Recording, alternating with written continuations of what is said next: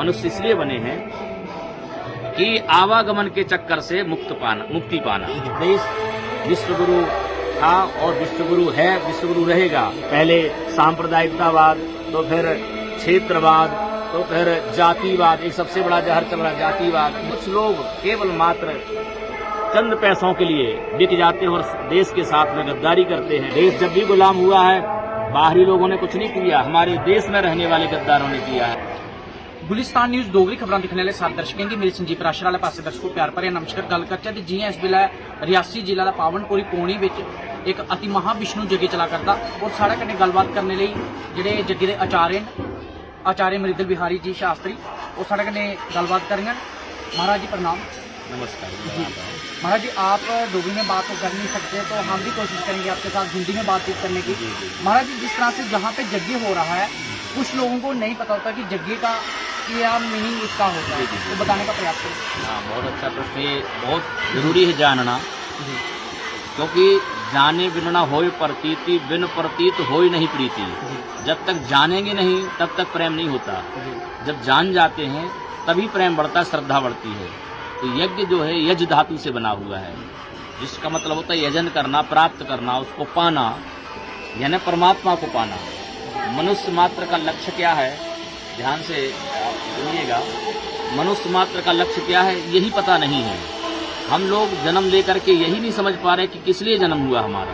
केवल भोजन करना या नौकरी पा लेना, बच्चे उत्पन्न कर लेना, मान सम्मान पा लेना, यही मनुष्य का लक्ष्य नहीं है। मनुष्य भगवान ने इसलिए बनाया है कि जो काम तुम 83,99,999 योनियों में नहीं कर पाए, वो मनुष्य बन करके कर सकते हो। यदि आपको डीसी बनना है, एसएसपी बनना है, तो आपको पहली क्लास से पढ़ाई शुरू करनी पड़ेगी। बिना पढ़े आप नेता तो बन सकते हो, लेकिन डीसी, एसएसपी और जो बड़े जो ओहदे वो नहीं पा सकते। तो हमारा मतलब ये है कि ये जो हम लोग मनुष्य बन करके आए हैं, तो स्टूडेंट है, विद्यार्थी हैं, जिस प्रकार से हम पढ़ाई करेंगे उसी प्रकार से हमें प्राप्त होगा। तो हम लोगों का जो जन्म हुआ है, मनुष्य इसलिए बने हैं कि आवागमन के चक्कर से मुक्ति पाना, जो कि ताकि हमारा अगला जन्म ना हो। जैसे पानी कब तक बहता है, जब तक वो भले छोटी नदियों का सहारा लेकर के, फिर बड़ी नदियों का सहारा लेकर के जब वो पानी अपने गंतव्य तक पहुंच जाता। गंतव्य क्या है पानी का? समुद्र से ही अलग होता है वो, तो तड़पता है अपने प्रियतम से मिलने के लिए, अपने अंशी से मिलने के लिए। तो वही पानी जब समुद्र में मिल जाता है तो स्थिर हो जाता है, मानो वो अपना लक्ष्य पा लेता है। ऐसे हम लोग मनुष्य का लक्ष्य क्या है? ईश्वर अंश, जीव अविनाशी, माने हम लोगों का लक्ष्य परमात्मा की प्राप्ति। जिस दिन हम भगवान को पालेंगे, हमारा भी आवागमन का चक्कर हमेशा हमेशा के लिए छूट जाएगा। जी महाराज जी, एक और सवाल रहेगा। जिस तरह से कलश यात्रा निकाली जाती है, आपके कार्यक्रम में हमने देखा कि जिस तरह से कलश यात्रा के लिए जाते हैं, और बहुत सारे ऐसे लोग होते हैं जिनको कलश यात्रा का पता नहीं है, इसका क्या महत्व रहता है। तो आप बताएं हमें कि कलश यात्रा का क्या महत्व रहता है। देखिए, सारा काम होता है जल से। जल के बिना कुछ हो ही नहीं सकता। भोजन के बिना तो चल भी जाएगा, लेकिन जल के बिना नहीं चल सकता। तो यज्ञ में जो भी कार्य होना सब जल से होना है। और ये जो प्रारंभ होता है, कलश जो है ये मंगल का प्रतीक होता है, ये स्वस्ति और मंगल का प्रतीक होता है। जैसे शादी ब्याह होती, सबसे पहले कलश आगे खड़े लेकर के खड़े हो जाते हैं लोग। और कलश जो है वो उसमें वरुण जी का आवाहन होता है, तीर्थों का आवाहन होता है। तीर्थ जो पवित्र गंगा आदि नदियां हैं उनका आवाहन होता है। तो सरोवर में या नदी में, तालाब में जाकर के उनका पूजन करके, उनको निमंत्रण करके और जल उनका पूजन करके जल में भर के, फिर सौभाग्यवती स्त्रियां जो होती, माताएं और जो कंजिकाएं होती, बालिकाएं होती हैं, वो उसको मंगल गीत गाती हुई भगवान का स्मरण करते हुए मंडप तक पहुंचती हैं। उसको शोभा यात्रा कहते हैं, जल यात्रा भी कहते हैं। तो ये फिर यहाँ ला करके उनका स्थापन होता है, उसी से फिर पूजन होता है। तो महाराज जी, एक और सवाल रहेगा। जिस तरह से जो युवाएं हैं वो कहीं न कहीं नशे की तरफ जा रही हैं, तो आप एक कथावाचक हैं, कथा करते हैं, तो उनको क्या संदेश रहेगा? ये तो वैसे हम हर मंच से जो आजकल ग्रंथों की बातें वो तो बताना जरूरी है ही है, लेकिन उससे कहीं ज्यादा जरूरत आज समाज को सही राह पर लाने की है।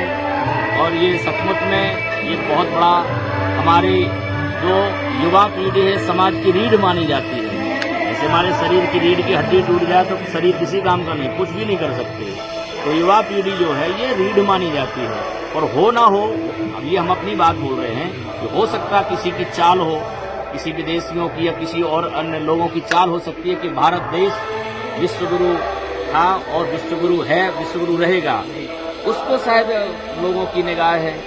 दो देश को तोड़ने के भी कई षड्यंत्र चल रहे हैं। पहले सांप्रदायिकतावाद, तो फिर क्षेत्रवाद, तो फिर जातिवाद। एक सबसे बड़ा जहर चल रहा है जातिवाद, जाति में बांटने के लिए। और कुछ लोग केवल मात्र चंद पैसों के लिए बिक जाते हैं और देश के साथ में गद्दारी करते हैं। और राजनीति तो पहले से गद्दार रहे हैं। देश जब भी गुलाम हुआ है, बाहरी लोगों ने कुछ नहीं किया, हमारे देश में रहने वाले गद्दारों ने किया है। तो ऐसे जयचंद आज भी बहुत से है समाज में जो अपना काम कर रहे हैं। और ये भारत देश का नहीं, लोगों की, बाहरी लोगों की ये चाल है। इस जो युवा पीढ़ी को नष्ट कर दो, अपने आप देश बर्बाद हो जाएगा, समाज बर्बाद हो जाएगी। इसलिए सतर्क रहने की जरूरत है। और हम यही कहेंगे आपके चैनल के माध्यम से कि युवा पीढ़ी को ध्यान देना चाहिए। भगवान की कृपा से हम मनुष्य बने हैं, हमारे ऊपर बहुत बड़ी जिम्मेदारियां हैं, देश की, समाज की, परिवार की। इसलिए नशे को त्यागना चाहिए। किसी प्रकार का नशा हो उसको छोड़ना चाहिए। महाराज जी, जिस तरह से आपने जातिवाद की बात कही बीच में, तो जातिवाद हमें नहीं करनी चाहिए। कहीं ना कहीं जिस तरह से मैं अपनी बात बताता हूँ, मैं भी किसी शादी में गया और जो शादी करवाने वाले थे, जो वर की तरफ से आए हुए थे, जब वो लड़की वालों के घर पे पहुंचते हैं तो वो कहते हैं कि हमारा दूसरा पंथ है, हम जो सनातनी है उस तरीके से हम शादी नहीं करते। आगे उन्होंने कुछ तैयारी नहीं की गई थी। तो जो ऐसे पंथ बन गए हैं उनके लिए क्या संदेश रहेगा? पंथ तो क्या करें, अब लोगों की बुद्धि ऐसी हो गई, बाकी ऐसा कुछ नहीं। हमारे जितने भी महापुरुष हुए हैं, हमारे मर्यादा पुरुषोत्तम राम जी हैं या भगवान श्री कृष्ण जिनको हम मानते हैं, उनको आप पढ़ लो कहीं भी। उन्होंने कभी, कृष्ण कन्हैया ने कभी अपने साथ में यादव नहीं लिखा। कृष्ण यदुवंशी थे। कहीं सुना आपने कि कृष्ण कुमार यादव या राम जी क्षत्रिय थे तो राम जी ने कभी लिखा कि ठाकुर राजपूत या मनहास लिखा हो? भगवान राम ने क्षत्रिय होने के बाद भी। परशुराम जी ब्राह्मण थे, परशुराम जी ने कभी ये नहीं लिखा कि पंडित श्री परशुराम शर्मा या कोई भी। तो भगवान, हमारे भगवान कभी नहीं जातिवाद में उन्होंने बांटा। अरे हमारे राम जी को देख लो, उनका आदर्श चरित्र। जब वनवास के लिए गए थे तो सबसे पहले कहते निखाद को सबरी जैसे सबर जाति में कोल भी जाति के यहाँ जाकर के भोजन प्रसाद पाया, उन्होंने फलाहार किया है। निखाद को गले लगाया है, केवट आदि के साथ में रहे हैं।